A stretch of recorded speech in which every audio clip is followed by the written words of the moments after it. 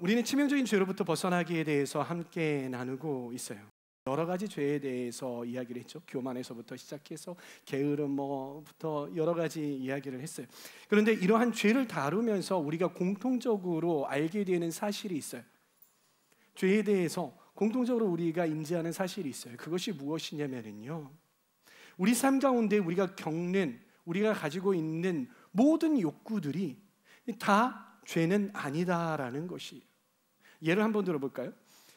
식욕 죄입니까? 아니에요. 식욕은 죄가 아니에요. 하나님께서 우리에게 허락하신 거예요. 그러나 그 식욕이 너무 과할 때, 컨트롤되지 못할 때에 그것이 탐식이 되게 되는 것이죠. 쉼 좋은 거죠. 우리가 피곤하면 쉬어야 되잖아요. 그런데 우리가 그걸 잘못 사용하면 어떻게 됩니까? 게으름이 되게 되는 것이에요. 분노도 마찬가지예요. 주님께서 분노하시는 곳에 우리가 함께 분노해야 하는데, 그 분노가 내 마음대로 분노하면 어떻게 됩니까?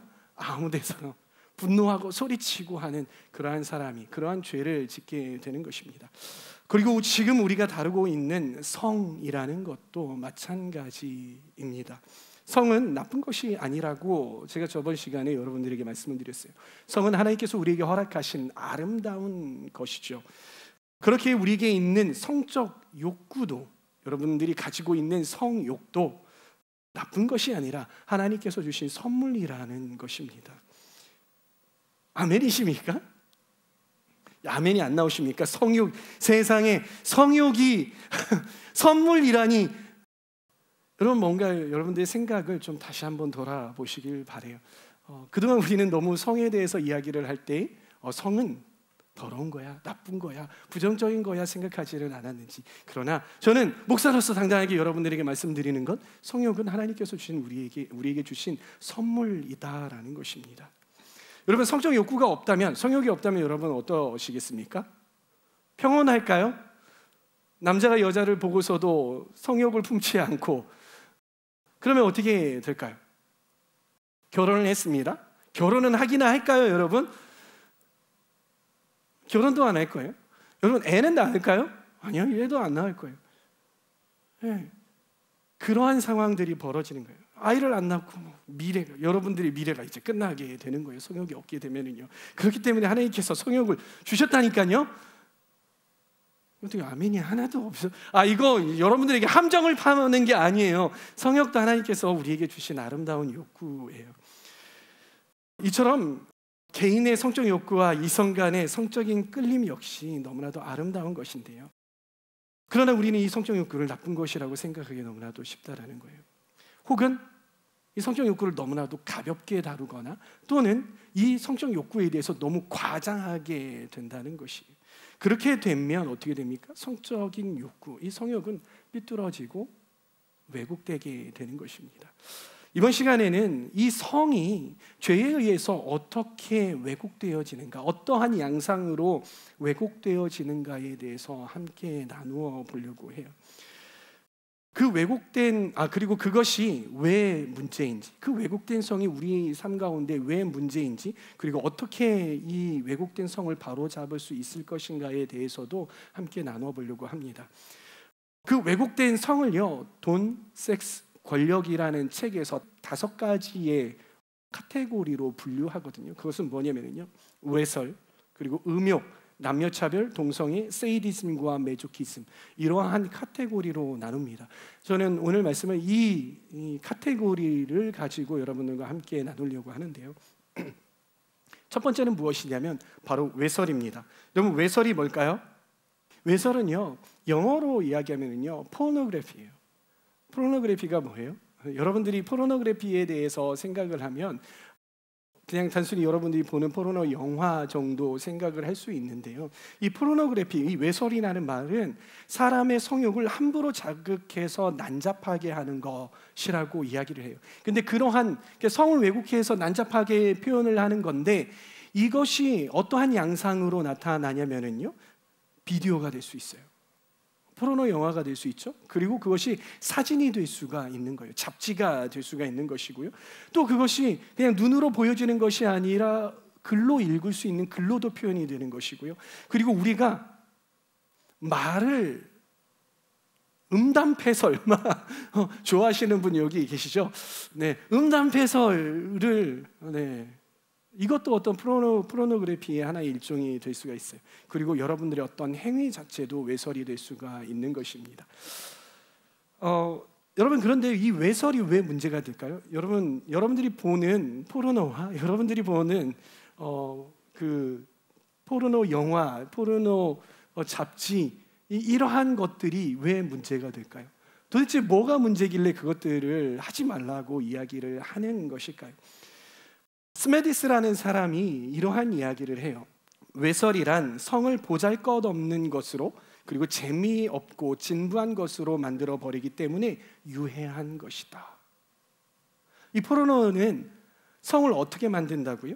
보잘것없는 것으로 만들고 재미없고 진부한 것으로 만든다는 것이에요. 여러분, 외설 속의 성은 어떤 모습일까요? 여러분들이 보았던 그 포르노그래피 영화와 포르노 그 잡지들을 한번 생각을 해보세요. 구체적인 것은 상상하지 마시고 예배 시간이니까 그런 것들을 상상을 해보세요.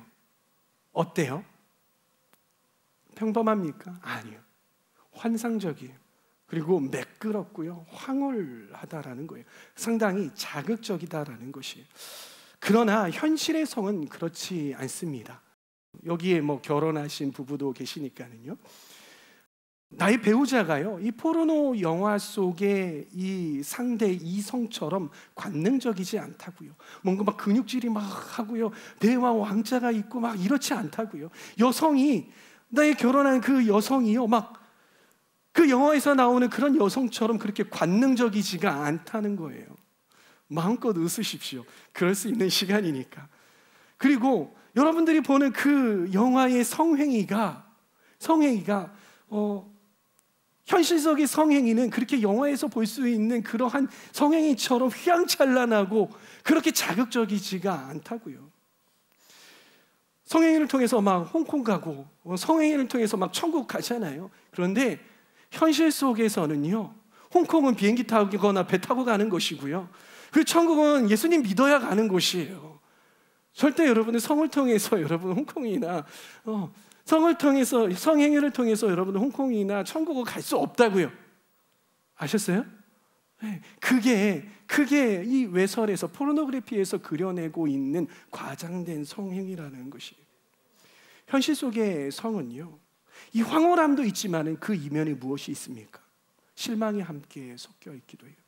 사랑의 감정이 막 불어오르고 그러죠. 이런 쾌락들이 막 있죠. 그런데 그 뒤에는요, 피곤함이라는 게 있어요. 뭔가 좀 지저분한 것도 이 실제의 성 안에 들어있단 말이에요. 달콤함과 함께 오는 그 뒤에 책임감이라는 무게도 존재한다는 거예요. 이게 현실의 성이라는 것이에요. 그러나 이 포르노, 이 외설은요, 이런 현실을 가려요. 그리고 지속적으로 자극적이고 환상적인 것들을 찾아 헤매게 만드는 것이에요. 그래서 현실에서의 이 아름다운 성을요, 뭔가 재미없고 진부한 것으로 만드는 것, 이게 포르노그래피의 영향이다라는 것입니다. 그렇게 되면 어떻게 됩니까? 결혼을 한 사람들은요, 이 배우자와의 성관계에 만족하지 못합니다. 내 배우자가 포르노 영화에서 보는 그러한 배우자처럼, 그러한 상대처럼, 파트너처럼 그러지 못하거든요. 그럼 어떻게 됩니까? 다시 포르노그래피를 찾게 되는 거예요. 그리고 다른 사람을 찾게 됩니다. 그리고 다른 매체들을 찾게 되는 것이에요. 그러면서 나의 성적 쾌감을 만족시켜주는 사람, 나를 홍콩 보내주고 나를 천국 보내줄 만한 사람들을 찾아 나서게 된다는 것이에요. 청년의 시기에는 어떻습니까? 청년의 시기에 이 포르노그래피에 빠지게 되면은요, 값싼 성에 물들어지게 되는 거예요. 값싼 성에, 자극적인 거, 값싼 성에, 이런 거예요.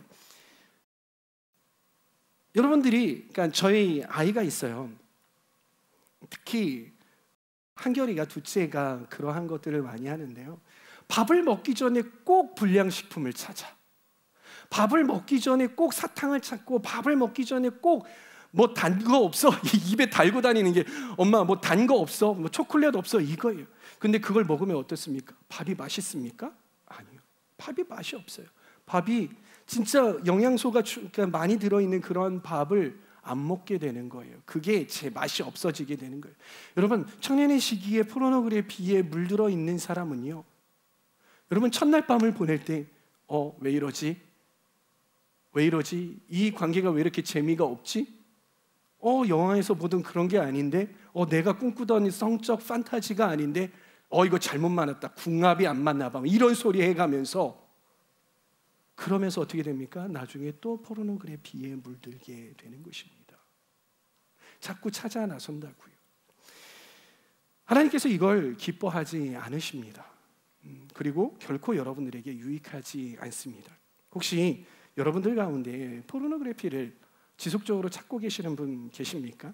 끊으셔야 합니다.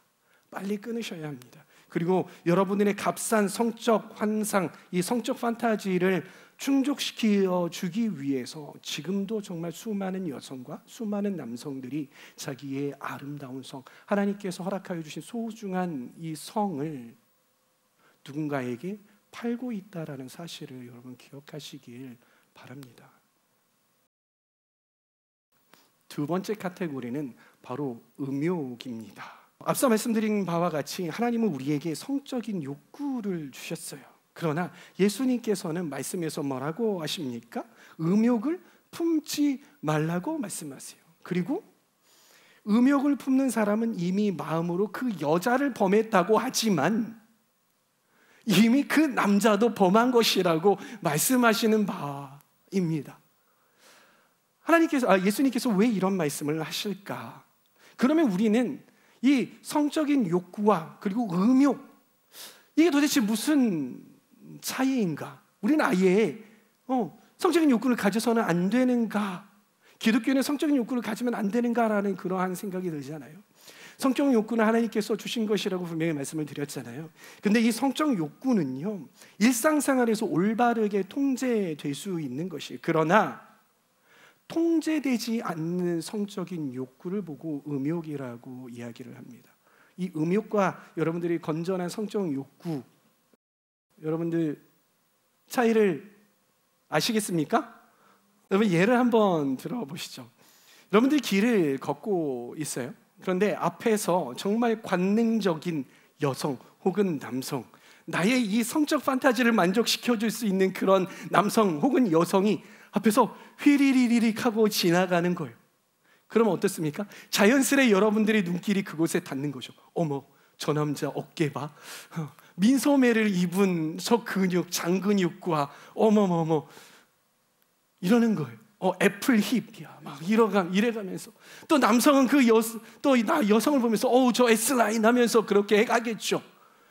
그런데 거기에서 끝나면 괜찮습니다. 그건 아주 자연스러운 성적 욕구. 너무 좋아. 이 정도에서 끝나면 매력 있어라고 끝나면 좋은데, 이게 나의 눈길이 추적을 하는 거예요. 우와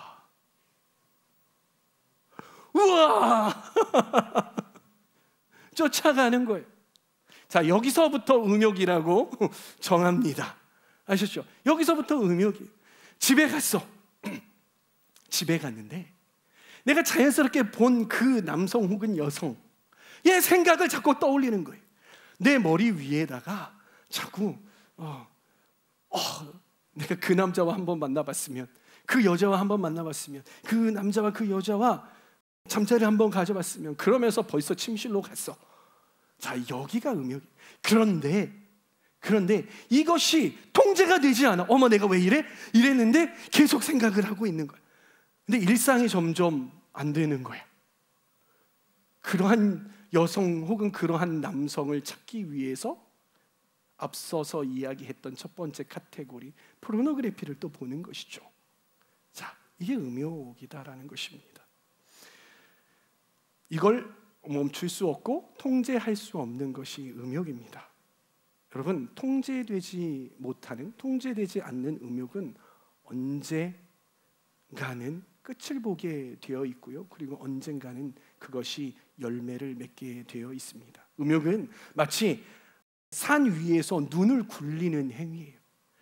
산 위에서 어때요? 조그만한 이 주먹만한 눈을 굴려요. 그러면 이게 누군가가 막고 누군가가 그것들을 멈추지 않는 이상 계속해서 굴러가면서 그 눈덩이는 점점점 불어나게 되어 있습니다. 처음에는 주먹만 했던 것이 나중에는 집채만한 눈덩이로 돌아와서 아래에 있는 마을을 강타하게 되는 것이죠. 처음에는 잠깐의 눈길, 그리고 잠깐의 손길, 그리고 잠깐의 발걸음으로 시작하는데 이 음욕이 통제되지 못하면 그 끝은 어떻게 됩니까? 성범죄로 이어지게 되어 있습니다. 언젠가는 열매를 맺게 되어 있습니다. 예수님께서는 이 음욕에 대해서 이렇게 말씀을 하시죠. 우리가 읽었던 말씀 다시 한번 제가 읽어드리겠습니다. 그러나 나는 너에게 말한다. 여자를 보고 음욕을 품는 사람은 이미 마음으로 그 여자를 범하였다. 내 오른 눈이 너로 하여금 죄를 짓게 하거든 빼서 내버려라. 신체의 한 부분을 잃는 것이 온몸이 지옥에 던져지는 것보다 낫다. 또 네 오른손이 너로 하여금 죄를 짓게 하거든 찍어 내버려라. 잘라버려라. 내 신체의 한 부분을 잃는 것이 온몸이 지옥에 던져지는 것보다 낫다. 여러분, 음욕을 품고 여러분의 눈과 여러분들의 팔과 여러분들의 다리와 여러분들의 지체로 음란한 생각과 음란한 것들을 하였습니까? 잘라내버리십시오. 말씀대로 뜻이 아니라 진짜 잘라내버리라는 것이 아니라 그만큼 우리에게 있어서 결단이 필요하다라는 것이에요. 스스로가 음욕을 제어할 수 없다면요, 나누세요. 여러분들 마음 가운데 이 음욕이 자꾸 올라와서 어쩔 수가 없으면요, 나누라고요. 여러분, 여기에서 내가 음란한 생각을 한 번도 안 해봤다 손 들어보세요. 저도 내렸습니다. 그 누구도요, 음란한 생각과 음란한 생각에서 자유로울 수 있는 사람은 단 한 사람도 없습니다. 우리는 모두 다 음욕을 품고 있고요, 우리는 누구나 그러한 상상들 또한 그러한 행위들을 하고 있는 것이에요. 그렇기에 누군가가 여러분들에게 나 이러는 자꾸 음란한 상상이 들고 음욕이 품어지는데 날 위해서 기도해줘. 그러면 네가 어떻게, 이게 아니라 그래 너도 그러는구나. 내가 널 위해서 기도해 줄게. 근데 나도 그런 적이 있어. 너도 날 위해서도 좀 기도해 줄래? 하라고 그렇게 된단 말이에요. 그런데 이성에게는 나누지 마세요. 이성에게는 되도록이면 나누지 마세요. 결혼한 배우자가 아니면 결혼한 배우자에게는 나누셔도 됩니다. 그러나 결혼한 배우자가 아니라면요, 이성에게는 되도록이면 나누지 않는 것이 좋아요. 왜냐하면 내가 이런 음욕이 있어, 내가 너를 보고 음욕을 품어, 이렇게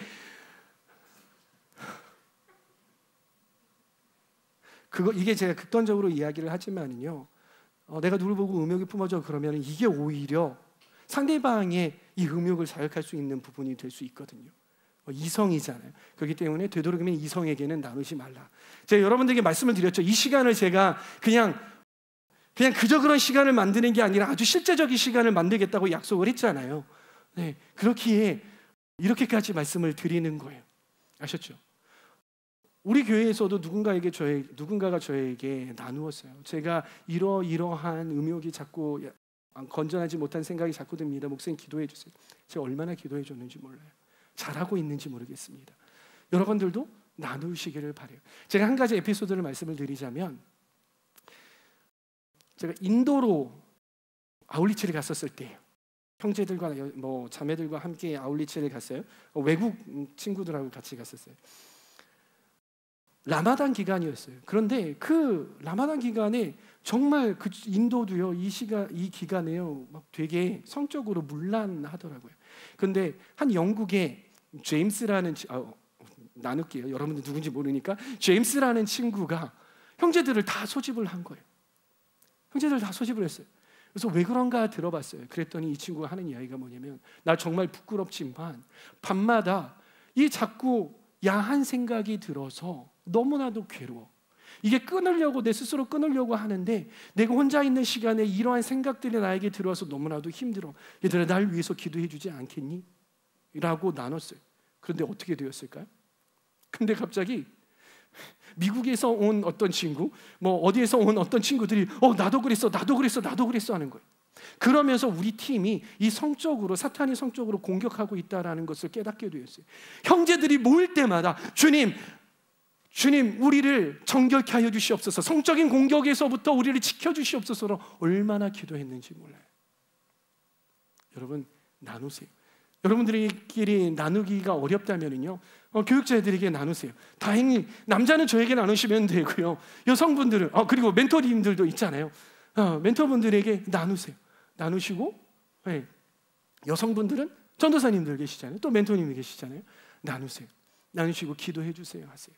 그렇게 함으로 여러분들의 삶 가운데, 여러분들이 은밀한 그러한 시간 가운데에 음란함이 여러분들을 점령하는 것이 아니라 성령님께서 여러분들을 점령하시게 해야 돼요. 그렇게 기도하셔야 되는 거예요. 솔직히 잘 안 돼요. 혼자서 싸우려고 하면 잘 안 돼요. 나눠보세요. 아셨죠? 우리 공동체는 그런 가이드라인을 여러분들에게 정해드립니다. 세 번째 카테고리입니다. 세 번째 카테고리는 무엇이냐면 바로 남녀 차별입니다. 하나님은 결코 여자들이 남자들에게 지배당하도록 만들지 않으셨어요. 그리고 하나님께서는요, 이 남자와 여자를 만드실 때 둘은 동등하고 평등하고, 그리고 사랑의 관계였고, 그리고 서로 존중하고, 그리고 서로가 서로에게 순종하고 복종하는 그러한 관계로 하나님께서 남자와 여자를 만드셨던 거예요. 그러나 죄로 인해서, 무엇으로 인해서요? 죄로 인해서 이 둘의 관계가 깨어지게 되었던 것이죠. 창세기 3장 16절 말씀 함께 읽습니다. 시작. 여자에게는 이렇게 말씀하셨다. 내가 너에게 임신하는 고통을 크게 더할 것이니 너는 고통을 겪으며 자식을 낳을 것이다. 네가 남편을 지배하려고 해도 남편이 너를 다스릴 것이다. 제가 왜 이 말씀을 여러분들에게 보여드리냐면, 어떤 사람들은요, 이 말씀을 드리면서 봐라, 하나님께서 여성들은 남성들에게 지배받으면서 살도록 창조하지 않으셨냐라고 하는 것이죠. 그런데 이거는 성경을 쥐뿔도 모르는 사람이 하는 얘기예요. 그 전에 죄로 인해서 타락이 된 거예요. 네, 죄로 인해서 타락이 되었기 때문에 이러한 현상이 벌어질 것이다라고 하나님께서 말씀을 하시는 것이지, 하나님께서 우리 남자와 여자를 창조하시면서 이렇게 디자인하지 않으셨다고요. 남성이 여성을, 여성이 남성을 지배하는 문화는 결코 성경적인 게 아니라는 것, 인간이 타락했기 때문에 따라오는 저주의 산물이라는 것을 여러분 기억하시길 바랍니다. 성경은 남성이 여성을, 여성이 남성을 서로 존경하고 존중하고 사랑하고 서로에게 순종하도록, 여기에서 서로에게 순종하도록 우리를 지으셨다라고 말하고 있습니다. 남성 여러분들에게 말씀을 드립니다. 남성 여러분, 여성을 구속하고 지배하려고 하지 마십시오. 여성을 약한 존재, 뭘 모르는 존재라고 생각하지 마시기 바랍니다. 그래서 여성을 남성의 힘과 권력, 그리고 여러분들이 가진 어떤 정치력으로 여성들을 굴복시키려고 하지 마시기를 바랍니다. 하나님께서는요, 여성에게 부드러운 힘을 주셨어요. 부드러운 힘을 주셨어요. 아주 와닿는 제가 비유를 하나 해드릴까요? 여러분, 이가 오래 갈까요? 혀가 오래 갈까요? 할아버지들, 할머니들 보면은요, 이가 빠져서 틀니를 끼시고 이가 빠지신 분들은 참 많지만은요, 혀가 뽑혀서 돌아가셨다라는 분, 혀가 망가져서 돌아가셨다라는 분은 보지 못했어요. 남성이 딱딱하시잖아요. 그 여성은 부드럽죠. 여러분, 여성이 그러한 힘이 있습니다. 그러니까 잘 하셔야 돼요. 여성의 그 세심함과 관계지향적인 여성의 힘이 없었다면 남성은 멸종했을 것입니다. 여러분 기억하시기 바랍니다. 그리고 또 여성 여러분들에게 말씀을 드립니다. 여성 여러분, 남성을요 쥐락펴락하려고 하지 마시기 바랍니다. 그리고 또 경멸의 눈길로 보내는 사람들이 있어요. 그러지 마시기를 바라요. 혹시나 여러분들 결혼해서 남편을 지칭해서 또 다른 아들을 키운다라고 절대 말씀하시지 마시기 바랍니다. 그렇게 말씀하시지 마세요. 왜냐하면요, 여성에게 하나님께서 부드러운 힘을 주셨듯이요, 남성에게는요 단순함을 허락해 주셨어요. 그리고 지향적인 사고와 그리고 폭발적인 힘을 주셨다라는 거예요. 이러한 힘들은요, 여러분들 그 가정이 그리고 그 공동체가 위기에 빠졌을 때에 여성 여러분들을 구해낼 수 있는 강력한 힘, 영웅적인 힘이 될 것입니다. 그러기에 우리 공동체는요, 남녀 차별이 없었으면 좋겠습니다. 아셨죠? 서로를 사랑하고 서로를 존중하고 또한 서로에게 순종할 수 있는 그러한 공동체 되기를 소망합니다. 네 번째입니다. 네 번째는 동성애입니다. 네. 동성애에 대해서 할 말이 너무나도 많아요. 그리고 여러분들 교육도 너무나도 많이 받았을 거예요. 근데 저는 좀 원론적인 이야기를 좀 드리려고 합니다. 하나님께서 우리에게 주신 성은 남성 그리고 여성입니다. 그리고 하나님은 이 남성과 여성이 한 몸을 이룰 목적으로 우리를 지으셨습니다.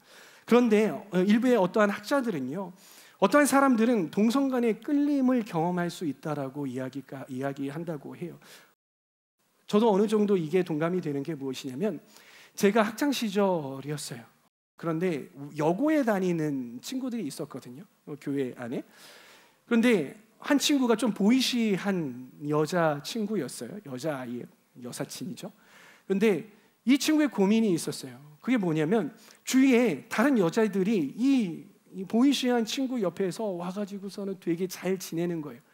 그런데 때로는 이 친구들이 이 여자아이에게, 이 여자친구에게 편지를 쓰기도 하고요. 그리고 우리 좀 특별한 관계, 그러니까 어떤 그런 성적 관계가 아니라 특별하게 이렇게 지내자라고 이야기를 하고 대시를 받는 어떤 그러한 것이죠.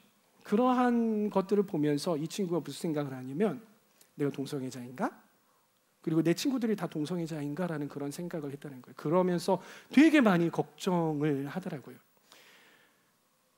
어떻게 되었을까요, 이 친구? 지금 동성애자로 살고 있을까요? 아니요. 이 친구 결혼해서 애 낳고 너무나도 잘 살고 있어요. 그리고 그 주위에 그렇게 했던 친구들도 그렇게 그 상태로 계속 머물러 있지 않고 다들 남자 만나서 잘 결혼해서 살고 있는 것을 볼 수가 있더라고요. 그런데 중요한 것은 무엇이냐면요, 그런 끌림이 올 때에, 그러한 느낌이 올 때에 좀 보이시한 저 아이하고 같이 잘 지내보고 싶다, 어떤 끌림이 온다라고 그러한 상황이 왔을 때 그래야지, 이렇게 하면 안 된다는 거예요. 그때 결정을 잘 내려야 돼요. 내가 어떠한 선택을 내리느냐가 중요하다라는 것이에요. 마치 이런 거예요. 제가 결혼했어요. 품절남이에요. 그런데 주위의 다른 여자에게 끌림 내지는 성적 충동이 일어날 수 있을까요? 없을까요? 있어요. 있다고요. 결혼한다고 해서 다른 이성을 보면서 우와 하면서 그런 어떠한 생각들이 안 드냐? 그런 생각들이 든다는 거예요. 아니, 오히려 어쩌면 더 들 수 있어요. 유부남 여러분 안 그렇습니까? 왜 다들 아닌 것처럼, 글쎄요 목사님 아니요. 그런 눈길들이 더 들고요. 네, 그런 생각들을 품을 수 있다고요. 그런데 그렇다면 제가 그러한 끌림이 있다고 해서 역시 나의 사랑하는, 한눈에 반하는 그러한 여자구나, 내가 저 여자하고 어떻게든 해봐야 되겠다, 어떻게든 관계를 맺고 어떻게든 침실로, 이러면 됩니까? 안 됩니까? 안 돼요. 끌림이 있지만 그럴 수 없는 거예요. 내가 그런 결단을 내려야 되는 것이죠. 결정하고 지켜야 되는 거예요. 가정을 지켜내야 하는 것입니다. 학자들은 이 동성애도 마찬가지라는 거예요. 동성 간의 끌림을 느낄 수 있대요. 느낄 수도 있대요. 근데 이거는 저의 견해가 아니라 학자의 견해예요. 그럴 수도 있대요. 그런데 그렇다고 해서 그 동성에게 끌린다고 해서 이렇게 하는 것이 아니라 그 관계를 맺고 그렇게 살아가는 것이 아니라 결정을 내려야 되는 거예요. 하나님께서 나에게 말씀하시고 우리에게 이러한 것들을, 건강한 성을 우리에게 허락해 주셨지. 그렇기 때문에 나는 결정하는 거야. 나는 이성과 만나서 결혼하고 이성과 만나서 관계할 거야 라고 결정을 하시라는 것입니다. 성경은 분명히 말하고 있습니다. 로마서 1장 26절에서 27절, 이런 까닭에 하나님께서는 사람들을 부끄러운 정욕에 내버려 두셨습니다. 여자들은 남자와의 바른 관계를 바르지 못한 관계로 바꾸고, 또한 남자들도 이와 같이 여자와의 바른 관계를 버리고 서로 욕정에 불탔으며 남자가 남자와 더불어 부끄러운 짓을 하게 되었습니다. 그래서 그들은 그 잘못에 마땅한 대가를 스스로 받았습니까? 무슨 말입니까? 우리는 우리의 결정을 잘 해야 한다는 것이, 그러한 이끌림에 계속해서 우리를 내어주어서는 안 된다는 거예요. 결단하고 아니야, 나는 가정을 지킬 거야, 나는 하나님께서 나에게 주신 성을 지킬 거야 라고 결단을 하시길 바랍니다. 우리는 동성애뿐만이 아니라 사람마다 저마다의 왜곡된 성적 충동들 속에서 살아가고 있어요. 이것들은 본래의 아름다운 성이 아니라 죄로 인해서 따라오는 엇나간 죄의 산물이라는 것을 여러분 기억하시기를 바랍니다. 마지막, 잘 달려오셨습니다. 마지막 카테고리예요. 세이디즘과 메조키즘입니다. 여러분, 세이디즘과 메조키즘이 뭘까요? 세이디즘은 뭐냐면요, 가학성에 내가 누군가를 학대를 하면서 누군가에게 고통을 주면은 내가 성적인 흥분이 올라오는 것을 말하는 것이죠. 그리고 메소키즘은요, 피학대 성욕 도착증, 그러니까 내가 누군가로부터 학대를 받으면 성적인 이 욕구들이 폭발적으로 올라오는 것이죠. 그걸 보고 세이디즘과 메조키즘이라고 하는 거예요. 누군가는 이야기할 수 있어요.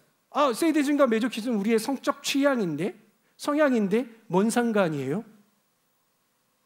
그럴 수 있죠. 그런 사람들끼리, 서로 동의된 사람들끼리 만나서 그렇게 즐기면은 어떻습니까? 라고 이야기할 수 있는 것이, 여러분, 성경 속에서 진정한 사랑과 하나됨은요, 상대방에게 절대 고통을 가하지 않습니다. 상대방을 위해주고 상대방을 더욱더 편안하고 상대방을 더욱더 건강하게 만들어주지 상대방을 결코 아프게 하지 않는다고요.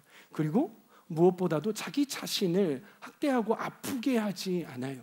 자기 자신을 건강하게 한단 말이에요. 이것이 성경이 말하고 있는 올바른 성이라는 것입니다.